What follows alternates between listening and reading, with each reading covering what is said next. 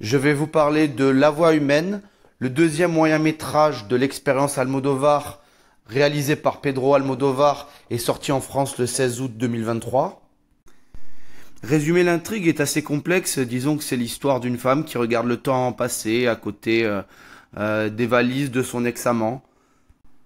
Mais le film est assez complexe et du coup ça reste compliqué de vraiment expliquer la situation de départ. L'histoire est centrée sur le personnage interprété par Tilda Swinton, personnage dépressif et merveilleusement interprété par cette actrice extraordinaire. Le film est assez complexe et on peut avoir plusieurs interprétations du film et de ce qui s'y passe. Donc ça c'est plutôt un point fort. Si vous voulez des réponses et avoir un film qui ne laisse pas cours à l'interprétation, là c'est sûr que ce n'est pas fait du tout pour vous. Le gros du film est une conversation téléphonique entre le personnage principal et son amant. Et du coup, on entend uniquement le personnage principal parler. Et c'est une scène qui est extrêmement longue et à titre personnel, je n'ai pas trouvé cette conversation très captivante.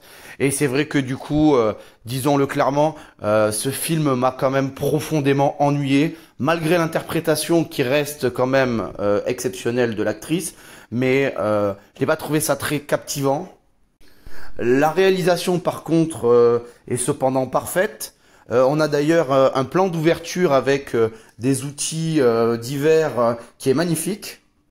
Et la photographie du film est également très très belle. On ressort du film assez décontenancé, ça c'est sûr. Mais beaucoup de gens autour de moi se sont endormis. Donc ça prouve certainement que ce n'était pas véritablement si intéressant que cela. En conclusion, je dirais que c'est un film très bien réalisé, très bien interprété. Mais malgré tout, l'histoire n'est pas captivante. Il y a une scène de dialogue qui est bien trop longue et qui nous fait complètement décrocher en fait. Et après, une fois que le dialogue commence à durer, on a vraiment envie en fait que le film se termine.